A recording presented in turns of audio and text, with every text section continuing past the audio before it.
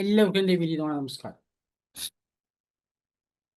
സാധാരണ പോലെ നമ്മുടെ ഗുരുപരമ്പരയെയും കുലഗുരുവിനെയും ഗുരുകാരണവന്മാരെയും മാതാപിതാക്കളെയും കുലദേവ സ്മരിക്കാം. അവരനുഭവിച്ചുകൊണ്ട് അവർ നമ്മൾ നമസ്കരിക്കും. നാമം ജപിച്ചുകൊണ്ട് ആരംഭിക്കാം. എല്ലാവരും നിവർന്നിരിക്കുക. ശിരസിൽ തൊട്ടുകൊണ്ട് വാമദേവ ഋഷി മേൽച്ചുണ്ടിൽ പങ്ക്തിച്ഛന്ത് ഹൃദയത്തിൽ സദാശിവരുദ്രോ ദേവത. ഓം നമഃ ശിവായ. ഓം നമഃ ശിവായ. ഓം നമഃ ശിവായ. ഓം നമഃ ശിവായ. ഓം നമഃ ശിവായ. ഓം നമഃ ശിവായ. ഓം നമഃ ശിവായ. ഓം നമഃ ശിവായ. ഓം നമഃ ശിവായ. ഓം നമഃ ശിവായ. ഓം നമഃ ശിവായ. ഓം നമഃ ശിവായ. ഓം നമഃ ശിവായ. ഓം നമഃ ശിവായ. ഓം നമഃ ശിവായ. ഓം നമഃ ശിവായ. ഓം നമഃ ശിവായ. വാമദേവ ഋഷി പങ്ക്തിച്ഛന്ത് സദാശിവരുദ്രോ ദേവത. ഗുരുർ ബ്രഹ്മ ഗുരുർവിഷ്ണു ഗുരുർദേവോ മഹേശ്വര ഗുരു സാക്ഷാത് പരബ്രഹ്മ തസ്മൈ ശ്രീ ഗുരവേ നമഃ.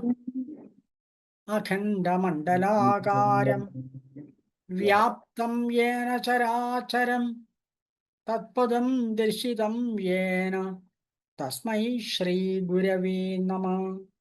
ശുക്ലാംബരധരം വിഷ്ണും ശശിവർണം ചതുർഭുജം പ്രസന്നവദനം ധ്യായേത് സർവവിഘ്നോപശാന്തയേ.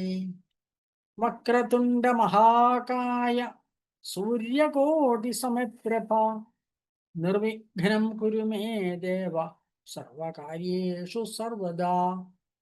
ഗജാനനം ഭൂതഗണാധിസേവിതം കപിത്ഥജംബൂഫലസാരഭക്ഷിതം ഉമാസുതം ശോകവിനാശകാരണം നമാമി വിഘ്നേശ്വരപാദപങ്കജം. വെള്ളപ്പളുങ്കു നിറമൊത്ത വിദഗ്ധരൂപീ കളം കളഞ്ഞു കമലത്തിലെഴുന്ന ശക്തി. വെള്ളത്തിലെ തിരകൾ തള്ളി വരും കണക്കെ എന്നുള്ളത്തിൽ വന്നു വിളയാടു സരസ്വതീ നീ. ഓം സഹനാവവതു സഹനൗ ഭുനക്തു സഹ വീര്യം കരവാവഹൈ തേജസ്വിനാവധീതമസ്തു മാ വിദ്വിഷാവഹൈ. ഓം ശാന്തി ശാന്തി ശാന്തി.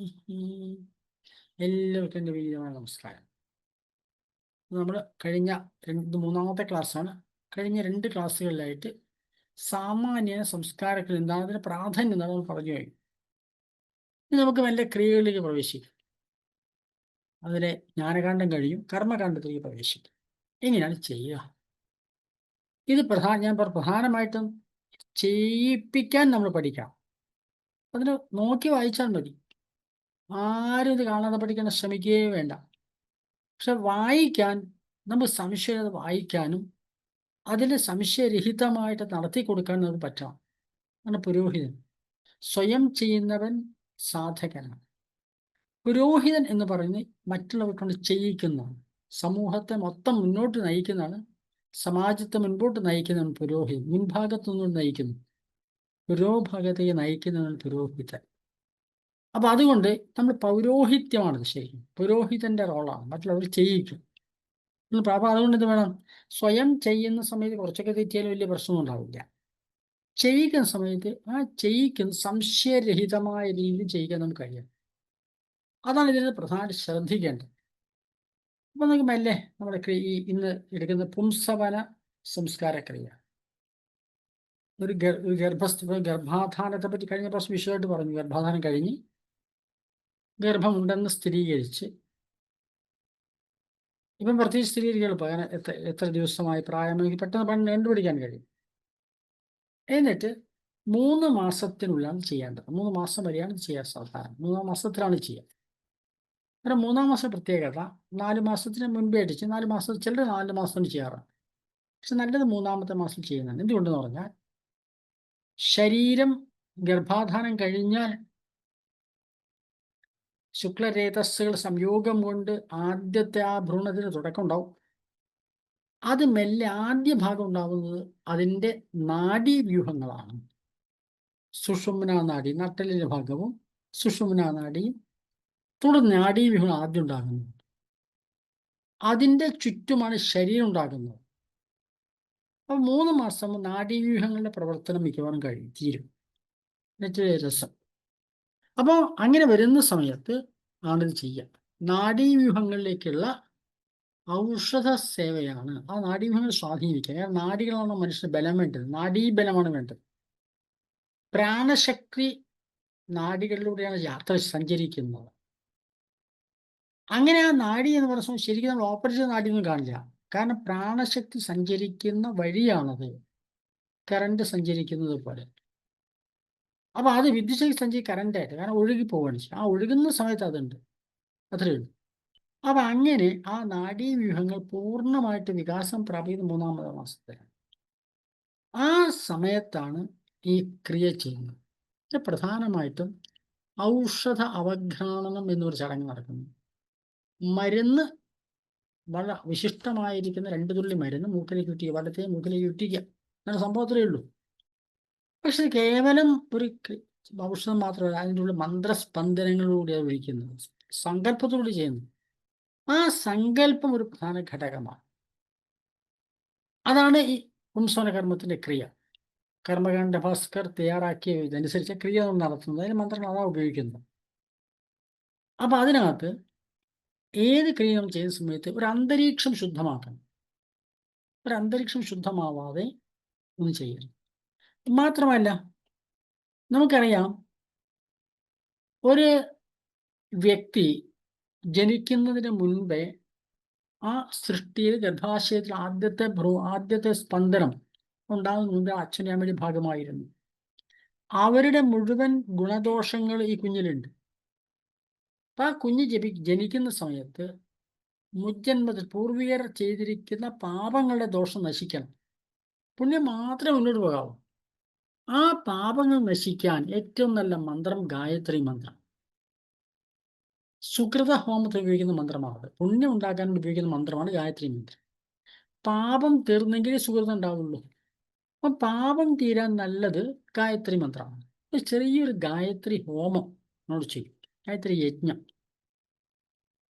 സാധാരണ വൈദികമായ അഗ്നി സംസ്കാരക്രിയകളാണ് സാധാരണ ചെയ്യാറ്. കേരളീയമായ പാരമ്പര്യ രീതിയിൽ വൈദികമായ രീതിയിലുള്ള അഗ്നി സംസ്കാരക്രിയകളുണ്ട്. കുണ്ട സംസ്കാരം, അഗ്നി സംസ്കാര ക്രിയകളുണ്ട്.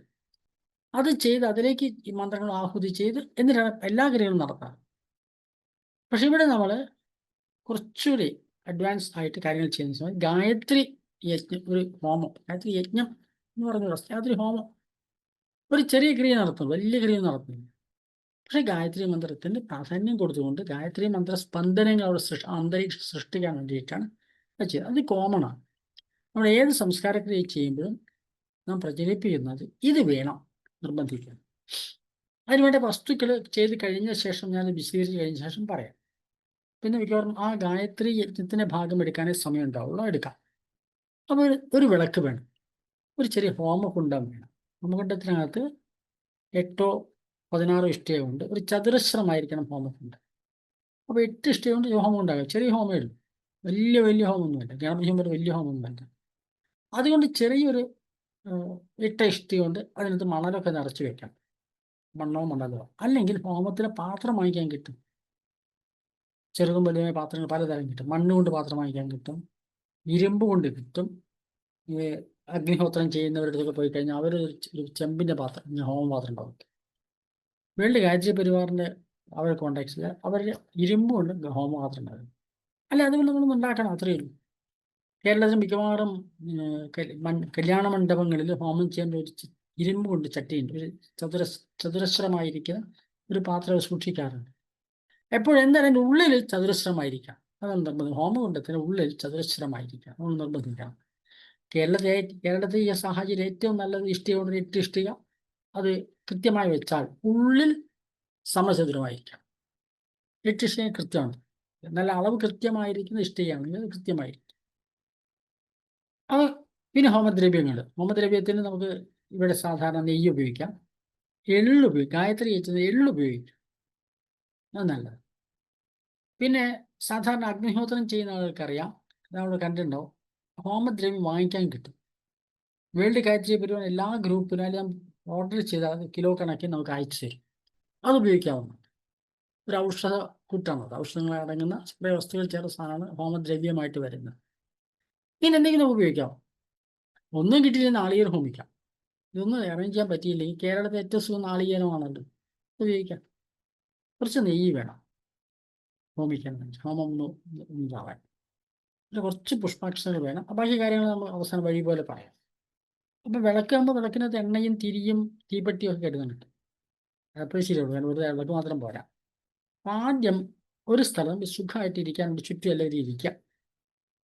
എല്ലാ ആളുകളും നിലത്ത് ഈ ഹോമകുണ്ടത്തിന് ചുറ്റുമായിട്ട് ഇരിക്കണം. ഇപ്പോൾ നിർബന്ധം ഇരിക്കേണ്ടത് ഹോമം ചെയ്യുന്നത് ആരാണോ പുംസവന സകർമ്മം ചെയ്യുന്നത്, അയാളും ഭർത്താവും, ഭാര്യയും ഭർത്താവും, ആ 2 പേരെ കൊണ്ടാണ് ക്രിയ ചെയ്യിക്കേണ്ടത്. ആ 2 പേരെ കൊണ്ട് ക്രിയ ചെയ്യിക്കണം. അപ്പോൾ അവര് ഹോമകുണ്ട ചെയ്യാൻ വേണ്ടി ഹോമകർത്താക്കളായിട്ട് ഇരിക്കണം. അവരാണ് ഹോമത്തിന്റെ പൂജാരിമാരായിട്ട് അവിടെ ഇരിക്കേണ്ടത്. അവരെ കൊണ്ട് ചെയ്യിക്കണം. അതാണ് നമ്മുടെ കർത്തവ്യം. ആരും ചെയ്യാൻ പറ്റിയില്ല നമുക്ക് ചെയ്യാം, അല്ലെ ആ വീട്ടുകാരെ കൊണ്ട് ചെയ്യിക്കണം. ആർക്കും ചെയ്യിക്കാൻ ലളിതമായ പദ്ധതിയാണ്. അപ്പോൾ ഹോമകുണ്ടം തയ്യാറാക്കി വെച്ച് ആ ഹോമകുണ്ടത്തിൽ ഇപ്പം നമ്മൾ കിഴക്കോട്ടാണ് നമ്മൾ ഇരിക്കുന്നത്. ഹോമകുണ്ടം നമ്മൾ മുൻപിലുണ്ട്, ചെയ്യുന്ന ആളുടെ മുമ്പിലുണ്ട്. അപ്പോൾ ഹോമകുണ്ടത്തിന് അപ്പുറത്ത് അല്ലെങ്കിൽ അതിൻ്റെ വലത്ത് ഭാഗത്തായിട്ട് ഒരു വിളക്ക് കൊടുത്ത്, ഒരു വിളക്ക് വേണം. വിളക്ക് റെഡിയാക്കി വെക്കുക, എല്ലാം തയ്യാറാക്കി. എന്നിട്ട് ദീപപ്രജ്വലനം, വിളക്ക് കത്തിക്കണം. മനസ്സിലായല്ലോ? അപ്പോൾ വിളക്ക് കത്തിക്കുമ്പോൾ ഒരു നെയ്ത്തിരിയോ അല്ലെങ്കിൽ ഒരു തിരിയൊക്കെ കത്തിക്കാം. അഥവാ നമ്മൾ തീപ്പെട്ടിയൊക്കെ ആണെങ്കിൽ തീപ്പെട്ടി നേരിട്ട് കത്തിക്കേണ്ട, ഒരു നെയ്ത്തിരി കത്തിച്ച് ആ കത്തിച്ച നെയ്ത്തിരിയിൽ നിന്ന് തീ കൊളുത്താണ് നല്ലത്. അല്ലെങ്കിൽ കൊടിവിളക്ക് വാങ്ങിച്ചാൽ പൂജാരിമാർ പൂജയൊക്കെ ഇറങ്ങുന്നവർക്ക് വേണ്ടി കൊടിവിളക്ക് ഉണ്ടാവും, അതുകൊണ്ട് കൊളുത്താണ് നല്ലത്. 2 തിരിയായാലും മതി, അല്ലെങ്കിൽ 5 തിരിയാകാം. 5 തിരിയാണെങ്കിൽ കിഴക്ക് 4 ദിക്കിലേക്കും 1 കിഴക്കിൻ്റെയും വടക്കിൻ്റെയും മധ്യഭാഗത്തേക്കും ഈശാന കോണിലേക്കും ആണ് ഭദ്രദീപമായിട്ട് കൊളുത്തേണ്ടത്. 5 തിരി വേണം നിർബന്ധമൊന്നുമില്ല, 2 തിരിയല്ലോ. ഇനി ചുരുങ്ങി 2 വേണം കേട്ടല്ലോ. ആ ദീപപ്രജ്വലന മന്ത്രമുണ്ട്. അഗ്നിർ ജ്യോതിർ ജ്യോതിരഗ്നി സ്വാഹ, സൂര്യോ ജ്യോതിർ ജ്യോതി സൂര്യ സ്വാഹ, അഗ്നിർവർച്ചോ ജ്യോതിർവർച്ച സ്വാഹ, ജ്യോതി സൂര്യോ ജ്യോതി സ്വാഹ. ആ പ്രപഞ്ച ചൈതന്യത്തെ നമ്മൾ ആവാഹിക്കുന്നതാണ് ശരിക്കും ദീപം എന്ന് പറയുന്നത്. ആ പ്രപഞ്ചത്തിൽ മുഴുവൻ ചൈതന്യം ജ്യോതിസ്സും ഈ വിളക്കിലേക്ക് സങ്കല്പിക്കുന്നതാണ്. നമ്മൾ സങ്കല്പിക്കും. അപ്പോൾ ഓം ഒറ്റ പ്രാവശ്യം ജപിച്ചാൽ മതി. ഓം അഗ്നിർ ജ്യോതിർ ജ്യോതിരഗ്നി സ്വാഹ, സൂര്യോ ജ്യോതിർ ജ്യോതി സൂര്യ സ്വാഹ, അഗ്നിർവർച്ചോ ജ്യോതിർവർച്ച സ്വാഹ, ജ്യോതി സൂര്യോ ജ്യോതി സ്വാഹ. 4 വരിയിൽ ഈ മന്ത്രം ചൊല്ലിയിട്ട് വിളക്ക് കൊടുത്തു. അത് കഴിഞ്ഞ് ഗുരുവിനെ സ്മരിക്കുക. ഏത് കാര്യം തുടങ്ങും ഗുരുവിനെ സ്മരിക്കാമല്ലോ. ശിരസ് തൊട്ടുകൊണ്ട് ഗുരു ബ്രഹ്മ ഗുരു വിഷ്ണു ഗുരു ദേവോ മഹേശ്വര ഗുരു സാക്ഷാത് പരബ്രഹ്മ തസ്മൈ ശ്രീ ഗുരവേ നമഃ എന്ന് ഗുരുവിനെ സ്മരിക്കാം. തുടർന്ന് നമ്മൾ സകല ദേവന്മാരെ സാന്നിധ്യം പ്രാർത്ഥിക്കണം. ഓം ഇത് ഗുരുവിനുള്ള ഒരു സ്തുതി കൂടി നമ്മൾ ചെയ്യണം. ബ്രഹ്മാനന്ദം പരമസുഖദം കേവലം ജ്ഞാനമൂർത്തിം ദ്വന്ദ്വാതീതം ഗഗനസദൃശം തത്വമസ്യാദിലക്ഷ്യം ഏകം നിത്യം വിമലമചലം സർവധീ സാക്ഷിഭൂതം ഭാവാതീതം ത്രിഗുണരഹിതം സദ്ഗുരും തം നമാമി. അഖണ്ഡാനന്ദബോധായ ശിഷ്യസന്താപഹാരിണേ സച്ചിദാനന്ദരൂപായ തസ്മൈ ശ്രീ ഗുരവേ നമഃ. വിളക്ക് കൊളുത്തിയ ശേഷം സാക്ഷിയായിട്ട് ഒരു വിളക്കിൽ സങ്കല്പിച്ച് ഈശ്വര ചൈതന്യത്തിന് പ്രപഞ്ച ചൈതന്യ പ്രതീകമായിട്ട് വിളക്ക് കൊളുത്തി വെച്ച് ഗുരുവിനെ സ്മരിക്കണം. അപ്പൊ ഈ 3 ശ്ലോകങ്ങൾ അതിൽ ചൊല്ലാൻ നിർബന്ധമുണ്ട്. ഗുരു ബ്രഹ്മ ഗുരു നമുക്ക് എല്ലാവർക്കും അറിയുന്നതാണ്. പിന്നെ ഓം ബ്രഹ്മാനന്ദം പരമസുഖദം കേവലം ജ്ഞാനമൂർത്തിം ദ്വന്ദ്വാതീതം ഗഗനസദൃശം തത്വമസ്യാദിലക്ഷ്യം ഏകം നിത്യം വിമലമചലം സർവധീ സാക്ഷിഭൂതം ഭാവാതീതം ത്രിഗുണരഹിതം സദ്ഗുരും തം നമാമി. ആ ഗുരുവിനെ മന്ത്രങ്ങളെ കൊണ്ട് സ്തുതിക്കുന്നു, ഒരു സാന്നിധ്യം പ്രാർത്ഥിക്കുന്നു. മംഗളാചാരം. നമ്മളൊരു ഏത് കാര്യം തുടങ്ങുമ്പോഴും നമ്മൾ മംഗളത്തിന് പ്രാർത്ഥിക്കണം. സുഖം ഉണ്ടാവട്ടെ, എല്ലാവർക്കും ലോകത്തിനും സുഖം ഉണ്ടാവട്ടെ, ഇത് പ്രാർത്ഥിക്കണം. ഓം ഭദ്രം കർണേഭിः ശൃണുയാമ ദേവാ ഭദ്രം പശ്യേമാക്ഷഭിർയജത്രാ സ്ഥിരൈരംഗൈസ്തുഷ്ടുവാം സ്വസ്തനൂഭിः വ്യശേമ ദേവഹിതം യദായുഃ എന്ന് മംഗളാചരണം വേദത്തിലുള്ള മന്ത്രമാണ് ചെയ്യുന്നത്.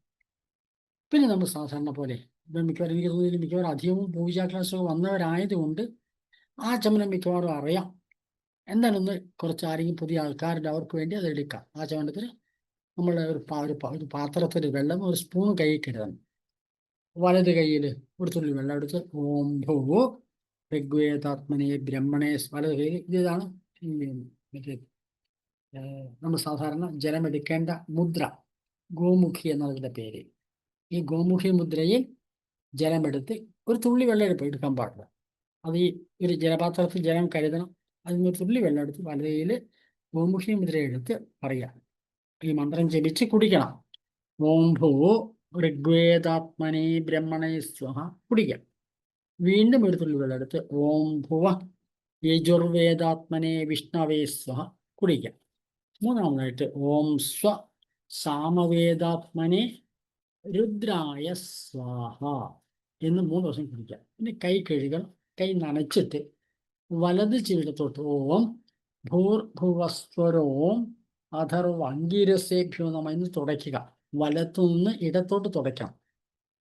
കൈ കഴുകുക. വീണ്ടും കൈ നനച്ച് ഓം ഇതിഹാസ പുരാണേഭ്യോ നമ എന്ന് തുടയ്ക്കണം. അങ്ങനെ വീണ്ടും കൈ കഴുകി ശിരസിൽ താഴോട്ട് ഓം അഗ്നയേ നമ. ഇങ്ങനെ അംഗസ്പർശനം ചെയ്ത ശേഷം ഇനി എളുപ്പത്തിൽ ഇടത് കൈയിൽ വെള്ളം എടുക്കാം. അല്ലെങ്കിൽ ഈ വലത് തത്വമുദ്രയെ പിടിക്കേണ്ടത്. തത്വമുദ്ര എന്ന് പറയുന്നത് പെരുവിരലും മോതിരവും ചേർന്ന് തത്വമുദ്രയാണ്. ഇതിനകത്ത് ജലം സ്പർശിക്കണം. ജലത്തിലേക്ക് അങ്ങോട്ട് കുത്തരുത്. വെള്ളം ജലം എടുത്തതിലേക്ക് ഒഴിക്കണം. ആണ് ഏറ്റവും നന്നാണ്. അപ്പൊ അതെടുത്ത് വലത് കണ്ണില് ഓം സൂര്യായ നമ എന്ന് പറയും. ഈ ജലം കൊണ്ട് സ്പർശിക്കാം. പറയും ഓം സൂര്യായ നമ. വീണ്ടും ജലം എടുത്ത് ഇടത് കണ്ണിൽ ഓം സോമായ നമ. അത് കഴിഞ്ഞ ശേഷം വലത് മൂക്കില് ഓം അശ്വഭ്യോ നമ. വീണ്ടും വെള്ളം എടുത്ത് ഇടത് മുഖം ഓം അശ്വഭ്യോ നമ. വീണ്ടും വെള്ളം എടുത്ത് വലത് ചെവിയിൽ ഓം ദിഗ്ഭ്യോ നമ. വീണ്ടും വെള്ളം എടുത്ത് ഇടത് ചെവിയിൽ ഓം ദിഗ്ഭ്യോ നമ. പിന്നെ ചെറുവിരൽ ഒഴുകിയുള്ള 5 വിരൽ ചേർത്ത് 5 വിരൽ ചേർത്ത് ജലം നനച്ച് ഹൃദയത്തിൽ വെച്ച് ഓം ജീവാത്മനേ നമ. 5 വിരൽ നനച്ച ശേഷം ശിരസിൽ ഓം പരമാത്മനേ നമ എന്ന് പറയും. അതിനുശേഷം വീണ്ടും വെള്ളം എടുത്ത് ശിരസിൽ ഒരു പ്രാവശ്യം കൂടെ ഓം ചിദ്രൂപിണി മഹാമായേ ദിവ്യ തേജസമന്വിതേ തിഷ്ഠദേവി ശിഖാമധ്യേ തേജോവൃദ്ധിം കുരുഷ്വമേ എന്ന് പറയും. ഈ പ്രപഞ്ച ചൈതന്യം തൻ്റെ ഉള്ളിൽ നിറയട്ടെ എന്നാണ് സങ്കല്പം. കേട്ടോ, ശിഖാമധ്യം എന്താ പറഞ്ഞു? ചിദ്രൂപിണി മഹാമായേ. ചിത് സ്വരൂപമുള്ള, ചിത് എന്ന ശുദ്ധമായ ബോധം, ഈശ്വര ചൈതന്യം, ചിദ്രൂപിണി മഹാമായി ദിവ്യ തേജസമന്വിതേ തിഷ്ഠദേവി ശിഖാമധ്യം, എന്റെ ശിരസ് ചെയ്യണം, ശിഖയുടെ മധ്യത്തിൽ തിഷ്ഠദേവി ശിഖാമധ്യം തേജോവൃദ്ധിം കുരുഷ്വമി, എനിക്ക് തേജസ് ഉണ്ടാകണം എന്ന് ജപിക്കാം. ഇതൊക്കെ ഹോമം ചെയ്യുന്ന ആൾക്കാരോട് ചെയ്യിക്കണം. അവിടെ പങ്കെടുത്ത മുഴുവൻ ആൾക്കാർക്ക് ഇതൊക്കെ ചെയ്യാം. എല്ലാവർക്കും വെള്ളം കൊടുക്കണം, അവരെ കൊണ്ടൊക്കെ ഇത് ചെയ്യിക്കാം. കേട്ടല്ലോ. എന്നിട്ട് അന്തരീക്ഷത്തെ മുഴുവൻ പവിത്രീകരിക്കാൻ രണ്ടുപേരും കുറച്ച് വെള്ളം എടുക്കും. എന്നിട്ട് പറയാം, രണ്ട് തരത്തിൽ, ഒന്ന് ഇടതുകയിൽ വെള്ളം എടുത്ത് വലതുകൊണ്ട് അടച്ചു പിടിക്കാം. ഇടതുകയിൽ വെള്ളം എടുത്ത് വലതുകൊണ്ട് അടച്ചു പിടിച്ചു പവിത്രീകരണം മന്ത്രം ചൊല്ലി. അപവിത്ര പവിത്രോ വാ സർവാവസ്ഥാം ഗതോപി വാ യത് സ്മരേത് പുണ്ടരീകാക്ഷം സ ബാഹ്യാഭ്യന്തരശുചി. ഓം പുനാതു പുണ്ടരീകാക്ഷ പുനാതു പുനാതു പുണ്ടരീകാക്ഷ പുനാതു, 2 പ്രാവശ്യം പുനാതു പുണ്ടരീകാക്ഷ പുനാതു പുണ്ടരീകാക്ഷ പുനാതു എന്ന് മന്ത്രം ജപിച്ച് പവിത്രീകരിക്കാം. അപവിത്ര പവിത്രോ വാ സർവാവസ്ഥാം ഗതോപി വാ യത് സ്മരേത് പുണ്ടരീകാക്ഷം സ ബാഹ്യാഭ്യന്തരശുചി. ഓം പുനാതു പുണ്ടരീകാക്ഷ പുനാതു പുണ്ടരീകാക്ഷ പുനാതു എന്ന് പറഞ്ഞ് ഈ ജലം ശുദ്ധമാക്കിയ ശേഷം അത് ചുറ്റുമുള്ള വസ്തുക്കളിലും തന്നിലേക്കും തളിക്കാം. എല്ലാവരിലേക്കും തളിക്കാം. അവിടെ ക്രിയ ചെയ്യുന്ന എല്ലാ ചുറ്റുമൊക്കെ തളിക്കാം. ഇതെല്ലാവരും ചെയ്യണം. പുരോഹിതൻ ചെയ്യേണ്ടതല്ല, പുരോഹിതൻ ചെയ്യിക്കേണ്ടതാണ് എന്നാണ് മനസ്സിലാക്കുന്നത് ഓരോ പ്രാവശ്യം. പിന്നെ ചന്ദനം എടുക്കാൻ പറയാം. ചന്ദനം മോതിരവല്ലി എടുക്കുക, കയ്യിൽ വയ്ക്കുക.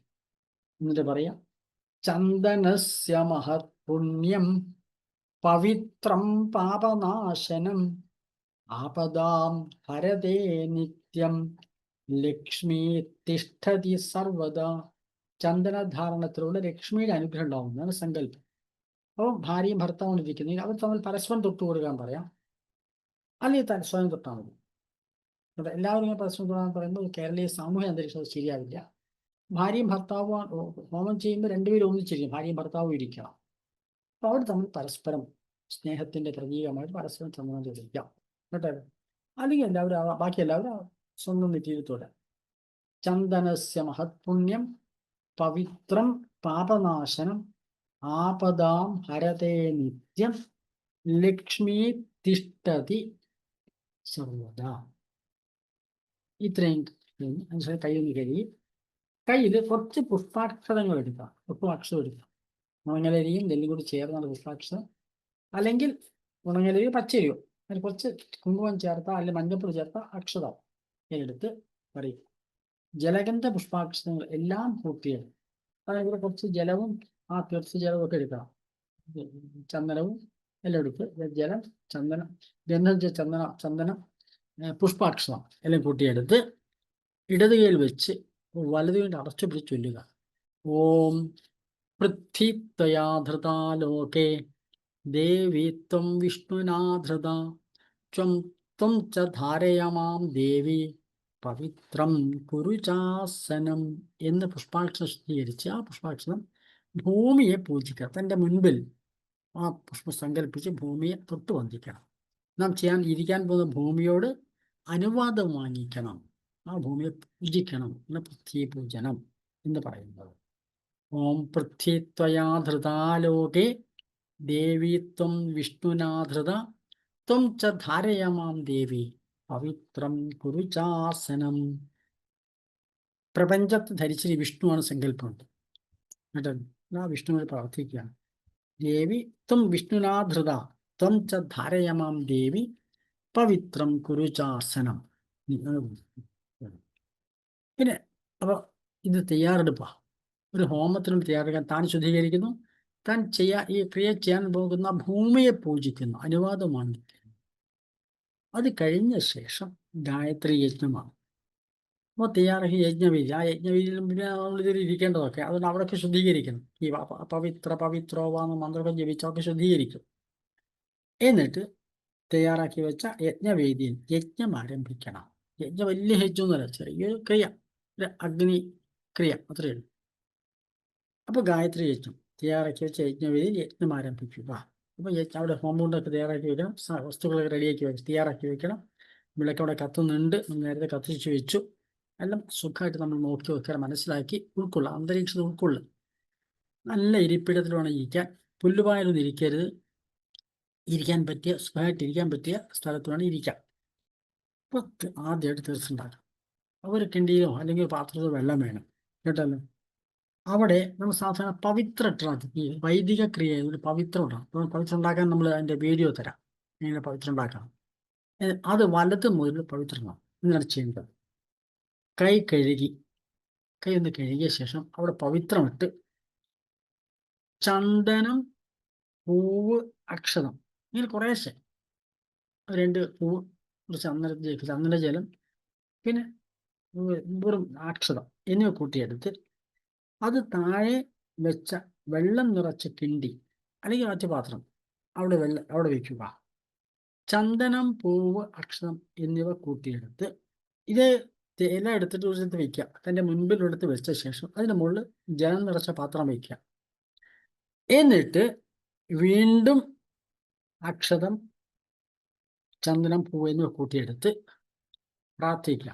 ഗംഗേ ച യമുനേ ചൈവ ഗോദാവരി സരസ്വതി നർമ്മദേ സിന്ധു കാവേരി ജലേസ്മിൻ സന്നിധിം കുരു എന്ന് ഭാരതത്തിലെ പഞ്ചനദികളെയും അവിടെ ആവാഹിക്കാം.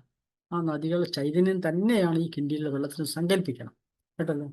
അപ്പം ഗംഗേ 2 പേരും പുഷ്പാക്ഷരങ്ങളെടുത്ത് ഗംഗേ ച യമുനേ ചൈവ ഗോദാവരി സരസ്വതി നർമ്മദേ സിന്ധു കാവേരി ജലേസ്മിൻ സന്നിധിം കുരു എന്ന് ചൊല്ലിയ കിണ്ടിയിലേക്ക് ഇടാം. അപ്പോൾ ഗംഗയുടെയും ജമുനയുടെയും ചില മഹാതീർത്ഥങ്ങളുടെ സാന്നിധ്യം തൻ്റെ മുൻപിലുള്ള ജലത്തിൽ വന്നു എന്ന് ഉറപ്പിക്കാം. എന്നിട്ട് മോതിരവിരൽ കൊണ്ട്, പവിത്രമിട്ട കൈയാണ് മോതിരവിരൽ, അത് ആ വെള്ളം എന്നിട്ട് പറയാം. ഇമാ ആപശിവാ സന്തു ശുഭാശുദ്ധാശ്ച നിർമ്മല പാവനാ ശീതളശ്ചൈവ പൂതാ സൂര്യസ്യ രശ്മിഭി എന്ന് മന്ത്രം ജപിച്ച് ആ വിരലൊന്ന് 3 പ്രാവശ്യം വെള്ളത്തിൽ നിളക്കാം.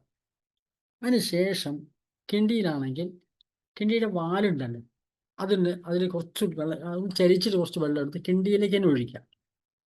വാലിന് കുറച്ച് വെള്ളം ഇല്ല, അങ്ങനെ 3 പ്രാവശ്യം ചെയ്യാം.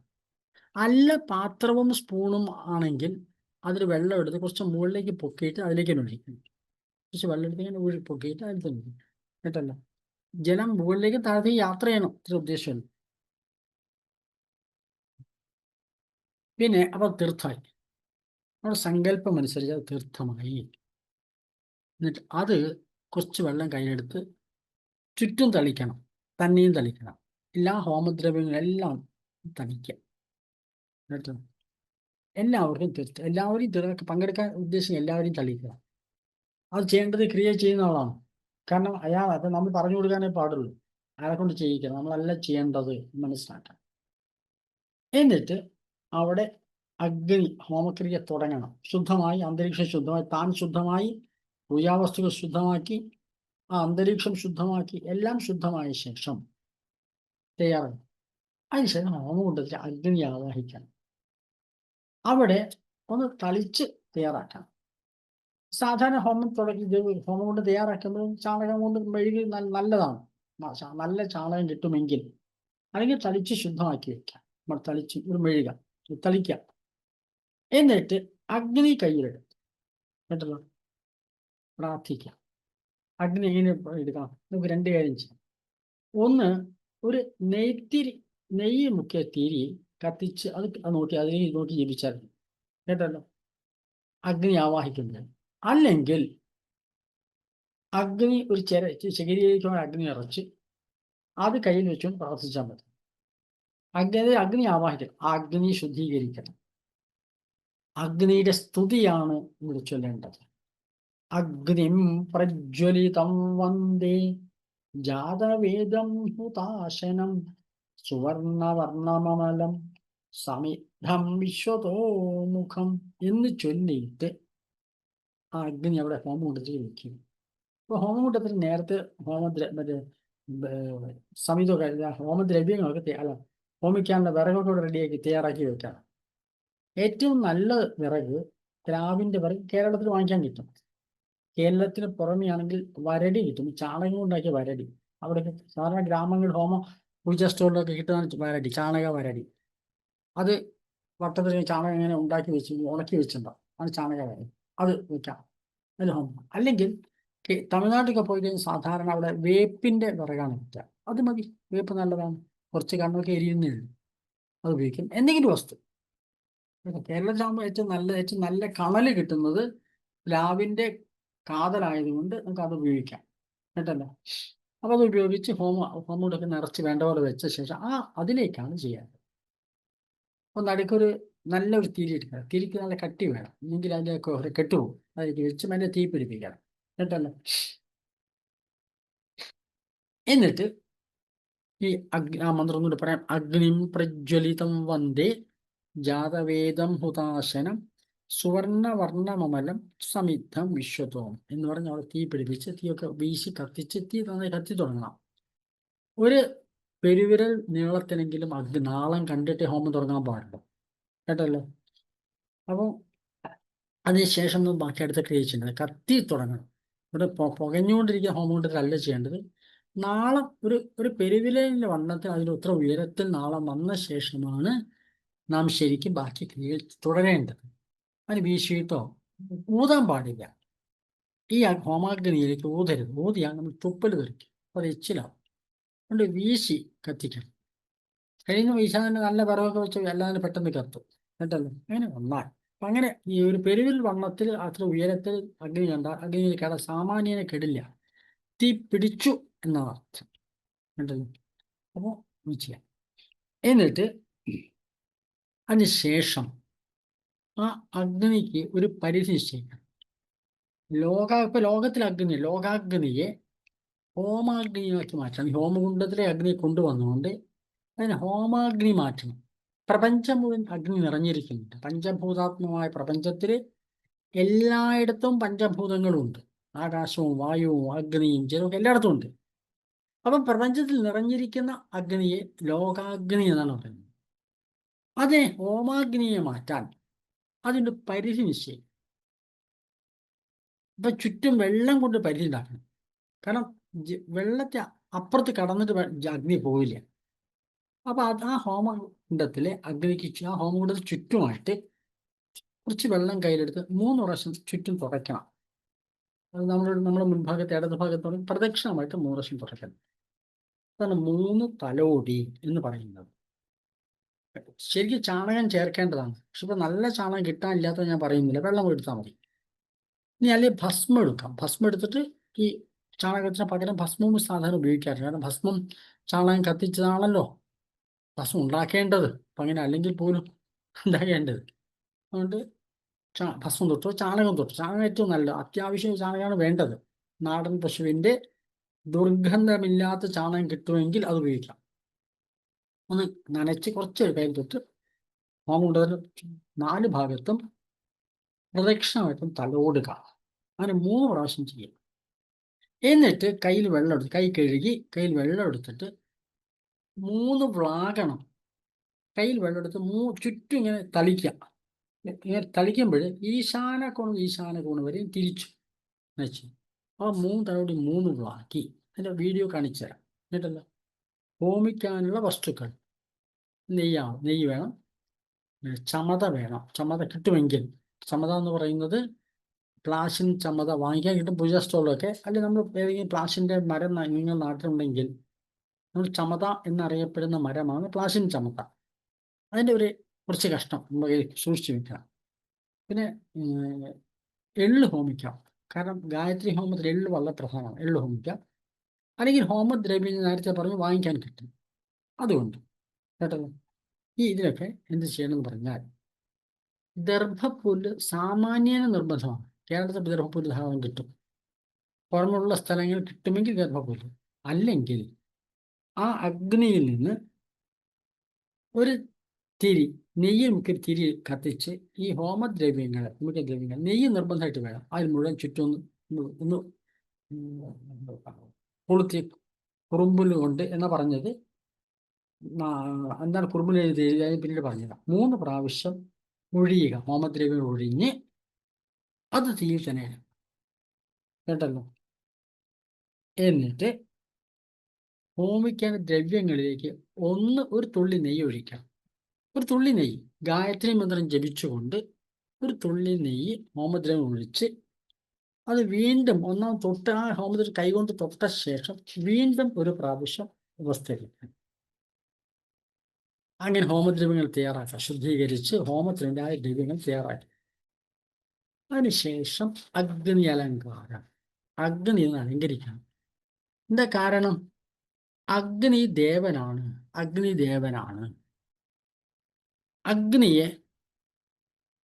അഗ്നിയിലാണ് ഏത് ഹോമത്തിനും ഹോമദ്രവ്യം സമർപ്പിക്കുന്ന അഗ്നിയിലാണ്. അഗ്നിദേവനാണ് അതാത് ദേവതകൾ എത്തിച്ചു കൊടുക്കുന്നത്. പിന്നെ പ്രത്യേകത അഗ്നിദേവനാണ്. ആദ്യം അഗ്നി ഒന്ന് ആരാധിക്കണം. കേട്ടല്ലോ. അപ്പൊ അതിനെന്താ പണി? അഗ്നി അഗ്നിക്ക് ചുറ്റും ഒന്ന് ആരാധിക്കണം. വളരെ രസകരമായ ക്രിയയാണ്. കാരണം അഗ്നി ആരാധിച്ചിട്ട് എന്നിട്ടാണ് ദേവതയെ ആരാധിക്കേണ്ടത്. അഗ്നിദേവനാണ്. അഗ്നിന്റെ പേര് ഹവ്യവാഹകൻ. ഈ സമർപ്പിക്കുന്ന ദ്രവ്യങ്ങളെ ഹവ്യം എന്നാണ് പറയുക. ഹവ്യം അതാത് ദേവകൾക്ക് വഹിച്ചെത്തിക്കുന്ന അഗ്നി ആയതുകൊണ്ട് അഗ്നിയുടെ പര്യായമാണ് ഹവ്യവാഹകൻ എന്നുള്ളത്. അപ്പോൾ ആ അഗ്നി ഒന്ന് സ്തുതിച്ച് ഒന്ന് തൃപ്തിയാക്കണമല്ലോ. ഒരാളെ ഒരു കാര്യം ഏൽപ്പിക്കുമ്പോൾ അയാളൊന്ന് തയ്യാറാക്കണ്ടേ അഗ്നിയാണെങ്കിൽ പോലും. അപ്പൊ അഗ്നി ഒന്ന് സന്തോഷിപ്പിക്കണം, ഒന്ന് പൂജിച്ച് സന്തോഷിപ്പിക്കണം. കേട്ടല്ലോ. ആണ് ചെയ്യാറുള്ളത്. എന്താ ചെയ്യേണ്ടത്? അഗ്നി ചുറ്റും വീണ്ടും 3 വിളാകണം. നമ്മൾ ആദ്യം ചെയ്തു, ഇപ്പൊ വീണ്ടും 1 വിളാകണം. ആദ്യത്തെ പരിധി നിശ്ചയിക്കാനാണ്. ഇപ്പൊ ആ അഗ്നിക്ക് ഒന്ന് ശുദ്ധീകരിക്കാൻ ചുറ്റും 3 പ്രാവശ്യം വിളാകണം. വളരെ വെള്ളം എടുത്ത് ഈശാന കോണ് വരെയും തിരിച്ചും ജലം തളിക്കുന്നതിനെയാണ് വിളാകുക എന്ന് പറയുന്നത്. അതിനുശേഷം ചന്ദനം കയ്യിലെടുത്ത്, ഒരു പാത്രത്തിൽ ചന്ദനം ഉണ്ടാവണം, അത് കയ്യിലെടുത്ത് ഒരു തുളസി കഴുത്തുകൊണ്ട് അഗ്നിയുടെ ചുറ്റും 11 സ്ഥലത്ത് അഗ്നി ആരാധിക്കണം. അതിന് ചാർട്ട് തരും. ഈ നിങ്ങൾ PDF നിങ്ങൾക്ക് കിട്ടുന്ന സമയത്ത് ചാർട്ട് ഉണ്ടാവും. ആ സ്ഥലം കൃത്യമായി 11 സ്ഥലം മാർക്ക് ചെയ്യുന്നുണ്ട്. ആദ്യം ആ അഗ്നി ചുറ്റും ഇഷ്ടിക ഉണ്ടാവുമല്ലോ, ആ ഇഷ്ടികയുടെ പുറത്ത് ആണ് തളിച്ചാൽ മതി. തൊട്ട് മുൻപിൽ അഗ്നയേ നമ, എതിർഭാഗത്ത് ഓം അഗ്നയേ നമ. പിന്നെ വലത് ഭാഗത്ത് ഇപ്പൊ നമ്മൾ കിഴക്കോട്ടായി ഇരിക്കുന്ന വിചാരിക്കാം. കിഴക്ക്, മധ്യഭാഗത്ത്, പടിഞ്ഞാറ്, അങ്ങനെ വലത് ഭാഗത്ത് ആ അതിർത്തിയിൽ അഗ്നയേ നമ. വീണ്ടും തൻ്റെ മുൻപ്. പിന്നെ ഇടത് ഭാഗത്ത് 3 അഗ്നയേ നമ. മുൻപിൽ അഗ്നയേ നമ. വീണ്ടും തൻ്റെ മുൻപിൽ. അങ്ങനെ 11 സ്ഥലത്ത് ചന്ദനം ആരാധിക്കുക എന്ന് പറഞ്ഞിട്ടുണ്ട്. ചന്ദനം ആരാധിക്കുക. ചന്ദനം കൊണ്ടൊരു ഈശ്വരാരാധന ഉപയോഗിക്കുന്ന വസ്തുക്കൾ ചന്ദനവും പുഷ്പവും ഒക്കെ ജലമൊക്കെ തന്നെയാണുള്ളത്. അപ്പൊ അതിനകത്ത് ചന്ദനം കൊണ്ട് ആദ്യം ആരാധിക്കണം. പിന്നെ പുഷ്പം കൊണ്ട് ആരാധിക്കണം. പുഷ്പാക്ഷങ്ങൾ കയ്യിലെടുത്ത് ഇതേ സ്ഥലങ്ങളിൽ തൻ്റെ തൊട്ട് മുൻപിൽ ആ ഇഷ്ടികയിൽ അപ്പുറം നേരെ എതിർഭാഗത്ത്, വലതുഭാഗത്ത് കിഴക്ക്, മധ്യഭാഗം പടിഞ്ഞാറ്, വലതുഭാഗത്ത് 3 പിന്നെ പ്രദക്ഷിണ തൻ്റെ തൊട്ട് മുൻപിൽ ഒന്നുകൂടെ ഇടതുഭാഗത്ത് 3 ഒന്ന് പടിഞ്ഞാറ്, മധ്യഭാഗം, കിഴക്ക് ഭാഗം, നേരെ എതിർഭാഗത്ത് തൻ്റെ മുൻപിൽ. അങ്ങനെ മൊത്തം 11 സ്ഥലത്ത് പൂവും ആരാധിക്കുക. വീണ്ടും മന്ത്രം അഗ്നയേ നമ എന്നുള്ളതാണ്. കേട്ടല്ലോ. അതിനുശേഷം അവിടെ ആജ്യാഹുതി ചെയ്യണം. ഒരു സ്പൂണോ അല്ലെങ്കിൽ സ്രുവം എന്ന് പറയുന്ന നെയ്യ് ഹോമിക്കുന്ന ഒരു വസ്തുണ്ട്. ഒരു ചെറിയ പാത്രത്തിൽ നെയ്യ് അവിടെ വെക്കണം. ആജ്യസ്ഥാലി എന്നാണ് പേര്. നെയ്യ് എടുക്കുന്ന താലം, അത്രേ അർത്ഥമുള്ളൂ. ആജ്യസ്ഥാലി. താലം വെച്ചാൽ തളിക, ചെറിയൊരു തളിക. നമ്മൾ സാധനം പൂജാ സ്റ്റോറൊക്കെ പോയാൽ ആജ്യസ്ഥാലി നമുക്ക് വാങ്ങിക്കും. നെയ്യ് ഒഴിക്കുന്ന പാത്രം നമുക്ക് വാങ്ങിക്കാൻ കിട്ടും. ചെറിയൊരു പാത്രം ഉണ്ടാകും, അല്ലെങ്കിൽ ഒരു ചെറിയ ഡബറ പോലെ സാധനം വെച്ചാൽ മതി. നെയ്യ് എപ്പോഴും ഉരുക്കി വെക്കണം, എങ്കിലും ഹോമിക്കാൻ സൗകര്യമാണ്. കിഴിയില്ല. അതിൽ സ്പൂണ് കൊണ്ട് ഒരു കുറച്ച് നെയ്യ് എടുക്കണം. അധികം നെയ്യ് എടുക്കരുത്. കാരണം അത് വലിയ സ്പൂൺ നിറയൊന്നും എടുക്കരുത്. ഒരു തുള്ളി നെയ്യ് മതി. ആ അഗ്നിയിൽ വീഴാൻ മാത്രം. ഒരു തുള്ളി എക്സ്ട്രാ നമുക്ക് കിട്ടണമെന്ന് മാത്രമേ ഉള്ളൂ. കേട്ടല്ലോ. അപ്പോൾ സ്രുവത്തിൽ നെയ്യെടുത്ത് ഓരോ മന്ത്രവും ജപിച്ച ശേഷം ഹോമകുണ്ഡത്തിൽ സമർപ്പിക്കുക. പ്രപഞ്ച ചൈതന്യത്തിലുള്ള പ്രാർത്ഥനയാണ് ഈ ആജ്ഞാഹുതി. എന്നിട്ട് ആദ്യം പറയാം, ഓം പ്രജാപതയെ സ്വാഹ. സ്വാഹ എന്ന് പറയുമ്പോൾ അതിലേക്ക് ഹോമിക്കാം. എന്നിട്ട് തൊഴിലുകൊണ്ട് പറയാം, ഇതം പ്രജാപതയെ ഇതം നമ. പ്രജാപതി ആരാണ്? ഈ മന്വന്തരത്തിലെ ദേവതയാണ് പ്രജാപതി. ഓരോ മണ്ണിന് ഓരോ മനുണ്ട്, മനസ്സിലായല്ലോ. ഈ മന്വന്തരത്തിലെ പ്രജാപതിയാണ്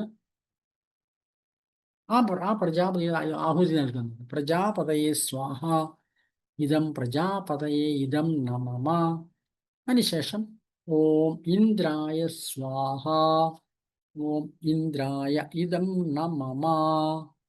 അതിനുശേഷം വീണ്ടും വെള്ളം നെയ്യെടുത്ത് ഓം അഗ്നയെ സ്വാഹ, ഇതം അഗ്നയെ ഇതം നമ.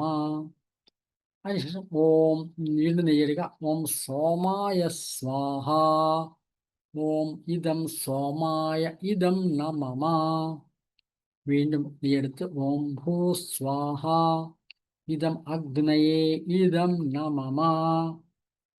അതിനുശേഷം ഓം ഭുവസ്വാഹ, ഇതം വായവേ ഇതം നമ.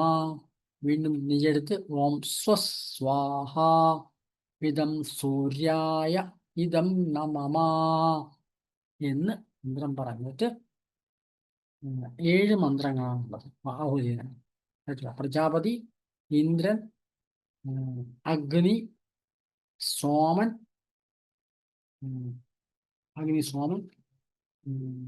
ഭൂ, ഭുവ, സ്വ, മൂന്നെണ്ണം. അങ്ങനെ 7 മന്ത്രങ്ങളെ കൊണ്ട് ആഹുതി നൽകണം. നെയ്യ് ആഹുതി നൽകണം. ഇവിടെ നെയ്യ്ക്ക് പകരം ഹോമദ്രവ്യം ഉപയോഗിച്ചതിന് കുഴപ്പമൊന്നുമില്ല. ഞാൻ പറഞ്ഞു, ഹോമിക്കാൻ കിട്ടുന്ന ഔഷധങ്ങളുടെ കൂട്ടുണ്ട് ഹോമദ്രവ്യം എന്ന് പറഞ്ഞാൽ, അതായാലും കുഴപ്പമൊന്നുമില്ല കേട്ടോ. അപ്പോൾ അതിനുശേഷം തയ്യാറാക്കുന്നുണ്ട്. പ്രപഞ്ചത്തിൽ നിറഞ്ഞു നിൽക്കുന്ന ഈശ്വര ചൈതന്യങ്ങളോടൊക്കെ പ്രാർത്ഥിച്ചു. അതിന് ശേഷം ഗായത്രി മന്ത്രം ജപിച്ചു ആഹുതി നൽകാം. ഗായത്രി മന്ത്രം എല്ലാവർക്കും അറിയാലോ, ഞാൻ പറയാം. എല്ലാവരും ഗായത്രി മന്ത്രം ജപിക്കണം. അപ്പോൾ നെയ്യ് കൊണ്ടോ അല്ലെങ്കിൽ ഹോമദ്രവ്യം ഹോമിക്കാം. ചുറ്റുമുള്ള എല്ലാവരും ഹോമിക്കണം കേട്ടോ. ഈ മന്ത്രം ജപിച്ച് സന്നിഹിതർ, ആ ചുറ്റുമുള്ള എല്ലാവരും ചുറ്റും ഇരിക്കണം. അവർ ആ കുടുംബങ്ങൾ മുഴുവൻ ഉണ്ടാവുമല്ലോ, അവരെ കൊണ്ടൊക്കെ ഹോമം ചെയ്യിക്കണം. കാരണം ഒരു കുഞ്ഞ് ജനിക്കാൻ പോകുന്നു, അത് ഈശ്വരൻ തന്നെയാണ്. പവിത്രമായ മന്ത്രസ്പന്ദനങ്ങൾ അവിടെ സൃഷ്ടിക്കണം. അതുകൊണ്ട് എത്ര പ്രാവശ്യം വിളിച്ച് ചുരുങ്ങിയത് 24 പ്രാവശ്യം ഹോമിക്കണം.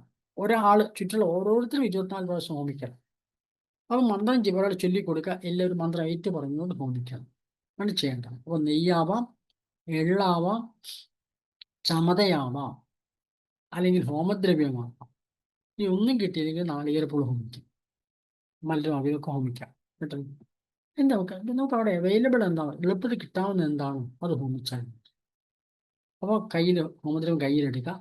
ഓം ഭൂർഭുവസ്വ തത്സവിതുർവരേണ്യം ഭർഗോ ദേവസ്യ ധീമഹി ധിയോ യോ ന പ്രചോദയാത് സ്വാഹ, ഇതം ഗായത്രി ഇതം നമ എന്ന് പറഞ്ഞ് ഹോമിക്കണം.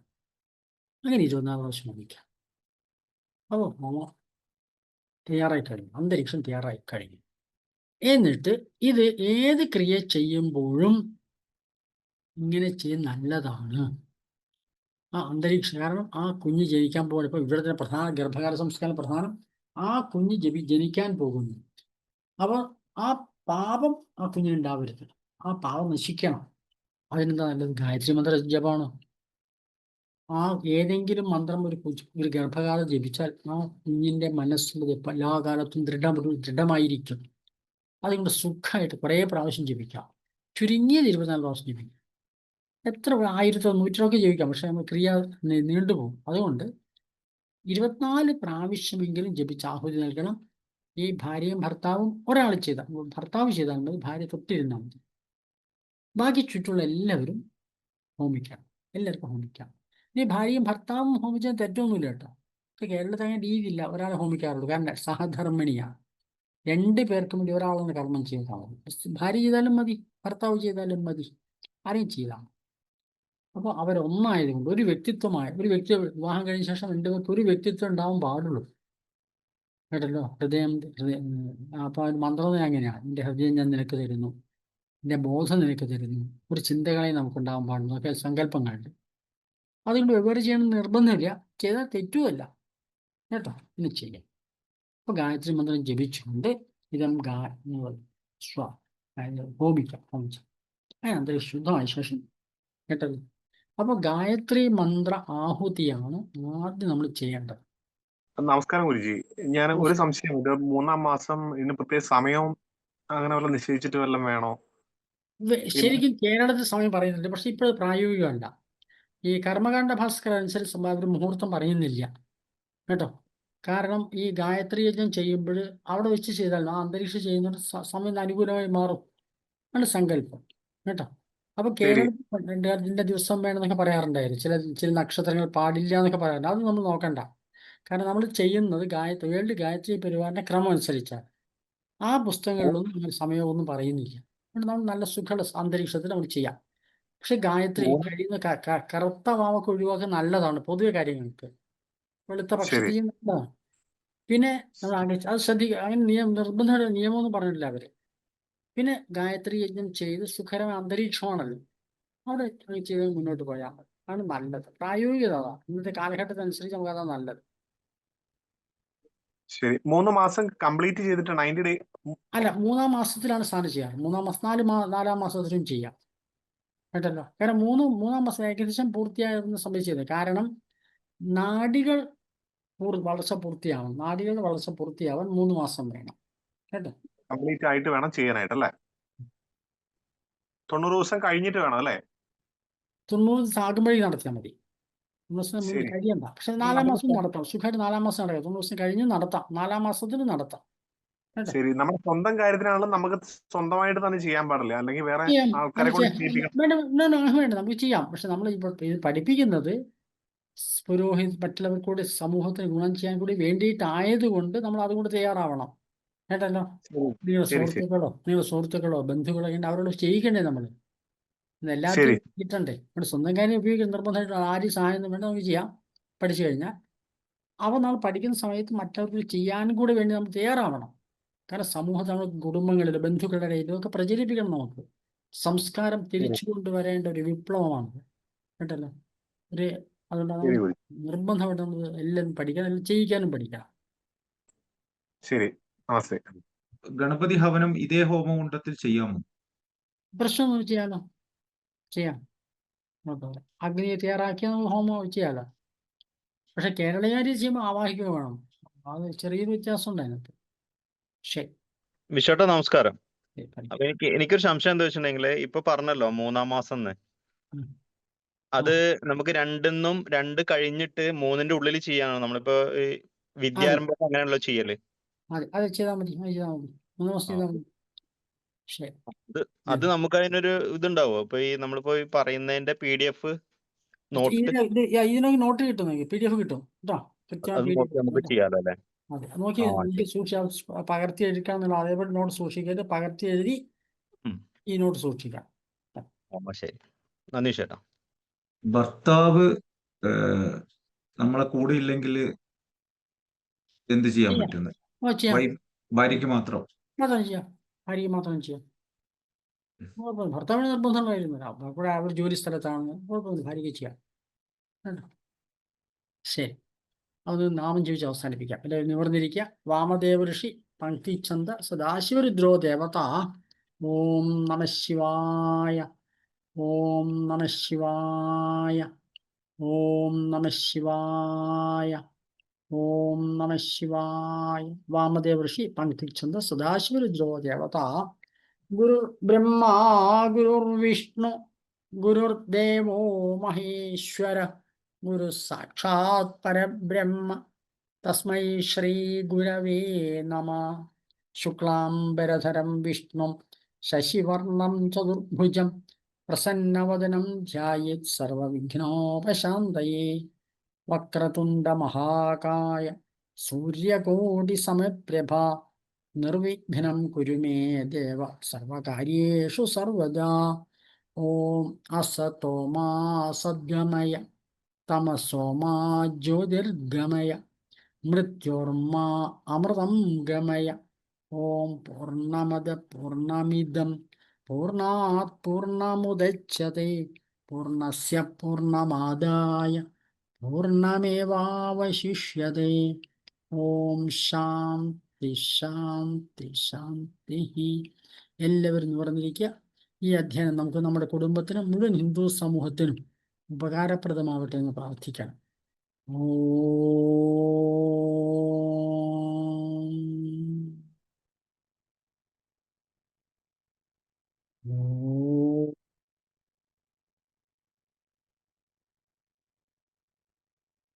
23-ാം തീയതി ഇതേ സമയത്ത് നമ്മൾ വീണ്ടും കാണാം.